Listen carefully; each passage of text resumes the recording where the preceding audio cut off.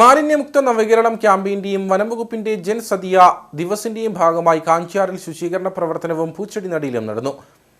സമത കുടുംബശ്രീ, ഇതൾ ബാലസഭ, കോഴിമല ബോധിഗ്രന്ഥശാല, വനസംരക്ഷണ സമിതി എന്നിവയുടെ നേതൃത്വത്തിലാണ് പരിപാടി നടന്നത്.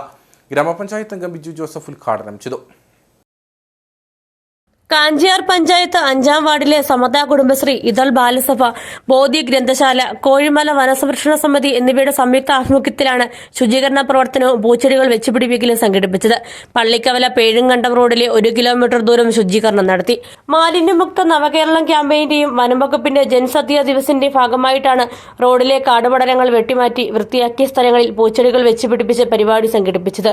ഗ്രാമപഞ്ചായത്ത് അംഗം ബിജു ജോസഫ് ഉദ്ഘാടനം ചെയ്തു. ഇതൾ എസ്എച്ച്ജിയും ബോധി ഗ്രന്ഥശാലയും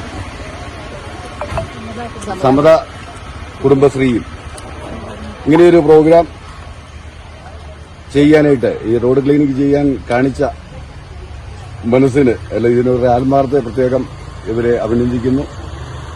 കുടുംബശ്രീ പ്രസിഡന്റ് ശോഭന മോഹനൻ, സെക്രട്ടറി ഗീതു ലിജോ, ബാലസംഘം രക്ഷാധികാരികളായ ഗ്രേസിക്കുട്ടി ജോസഫ്, സുനിഷ ഷാജി, ബോധി ഗ്രന്ഥശാല president James Joseph, Kanchiyar Rajan, T K. Ramachandran, Kozhimala വനസംരക്ഷണ സമിതി secretary Majo Vijay, president Jaimon Kozhimala, V R. Shashi തുടങ്ങിയവർ പരിപാടിയിൽ പങ്കെടുത്തു.